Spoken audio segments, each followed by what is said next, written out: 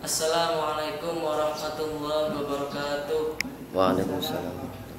Kami dari Manu Putra kelas 10-2 ingin mempraktekkan tentang daya hantar listrik. Nah, di samping saya ini terdapat teman-teman saya yang kelasnya 10-2. Nah, yang di samping saya ini namanya Ilmu Barak, dan yang sampingnya itu Syafri Wijaya, dan sampingnya lagi Dodi Sulistawan. Nah, jadi saya ingin menguji daya hantar listrik. Nah, yang pertama itu larutan elektrolit. Apa sih yang dimaksud larutan elektrolit? Nah, larutan elektrolit yaitu larutan yang dapat menghantarkan arus listrik. Nah, dan yang kedua itu larutan non elektrolit. Nah, larutan non elektrolit yaitu larutan yang tidak dapat menghantarkan arus listrik. Contoh larutannya itu C12, H12, O11. Nah, ini termasuk larutan non elektrolit. Nah, di samping itu juga larutan elektrolit itu terdapat dua bagian. Yang pertama itu larutan elektrolit kuat. Nah, larutan elektrolit kuat itu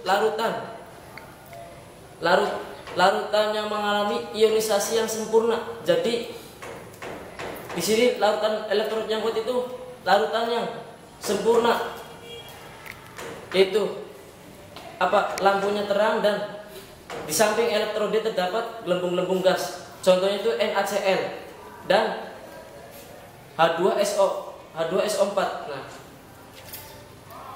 dan yang selanjutnya yang kedua itu larutan elektrolit yang lemah ataupun tidak menghantarkan arus listrik. Nah, apa sih pengertian larutan elektrolit lemah? Pengertiannya itu larutan mengalami ionisasi yang tidak sempurna atau lemah. Nah, daya ujinya itu apabila kita ujikan lampunya itu lampunya menyala tetapi tidak terdapat gelembung-gelembung gas. Nah, saya akan menguji tentang beberapa daya uji saya yang akan dibawakan teman-teman saya. Yang pertama itu asam sulfat. Rumus kimia itu H2SO4. Nah, daya ujinya itu pengamatannya itu lampu menyala terang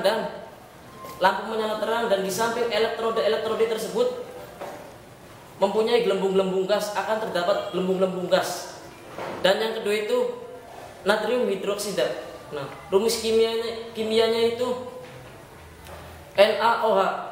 Nah, pengamatannya lampu akan menyala terang dan di samping elektrode akan terdapat gelembung-gelembung gas. Nah, terus larutan gula. Rumus kimia itu C12 H12O11. Nah, pengamatannya lampu tidak menyala terang dan larutan tidak akan terdapat gelembung-gelembung gas di samping elektrode. Karena apa? Karena larutan gula ini termasuk larutan ionisasi tidak sempurna. Nah, yang selanjutnya itu garam dapur yang akan diujikan oleh kami semua. Rumus kimia itu NaCl. Nah, daya ujinya itu pengamatannya lampu akan menyala terang dan di samping elektrode terdapat gelembung-gelembung gas. Nah, oke, sekarang kita langsung saja ingin praktek tentang cara membuat daya hantar listrik yang akan dibawakan oleh Ilmi. Dipersilakan yang terhormat Ilmi Mubarak, monggo. Di sini kita akan menyebutkan bahan-bahan untuk membuktikan elektrolit. Yang pertama ada elektroda, yang kedua ada garam dapur, yang ketiga ada gula, yang keempat ada batu baterai, yang kelima ada bola lampu dan juga kabel listrik, yang keenam ada air dan terdapat dalam gelas, yang ketujuh pisau. Pisau ini bermanfaat untuk memotong lakban. Di sini ada sendok untuk mengaduk bahan-bahan cairan. Sini kita akan mempraktekkan elektrolit. Yang pertama, masukkan garam dapur ke dalam cairan.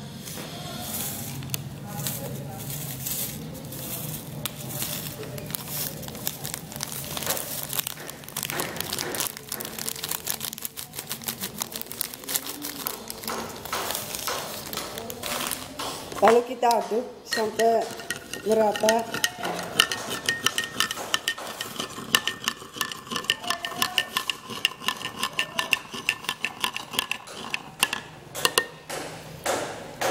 Yang kedua, kita akan masukkan gula ke dalam cairan yang satunya lagi.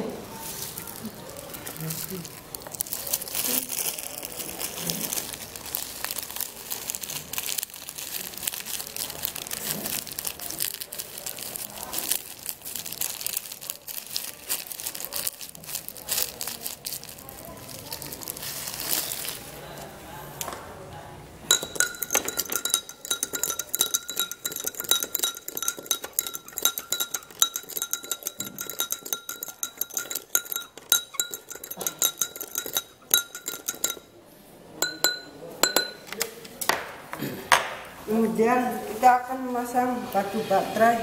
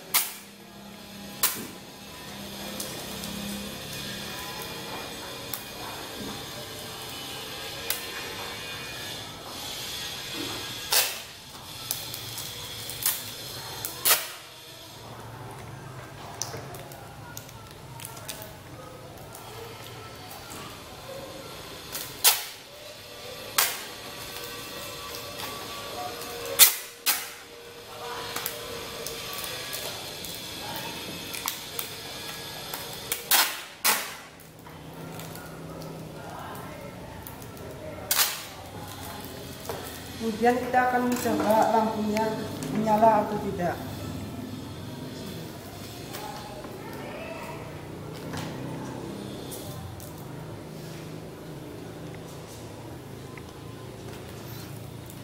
Lalu kita akan mencoba elektroda.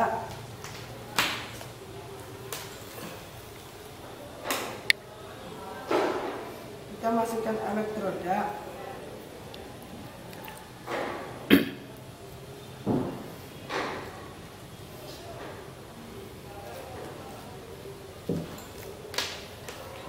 Dan kita akan coba apakah elektroda ini terdapat gelembung dalam cairan garam.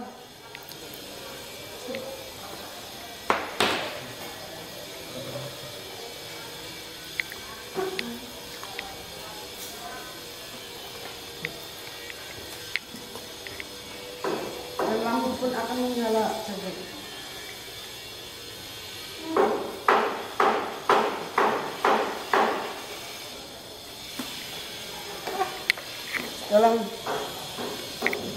Dalam elektrolit ini, elektroda yang terdapat dalam gelas yang terdapat cairan garam akan keluar gelembung-gelembung dan lampu pun akan menyala.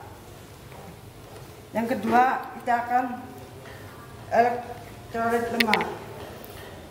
Kita akan mengganti elektroda.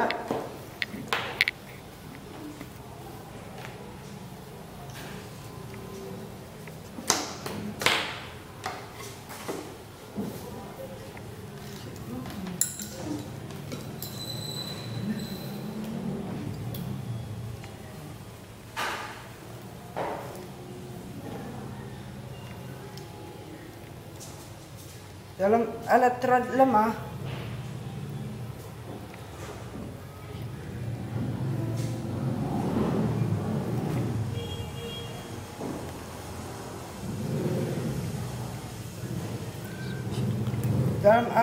lemah, Elektroda yang terdapat dalam gelas cairan gula tidak akan terdapat gelembung-gelembung dan lampu pun tidak akan menyala.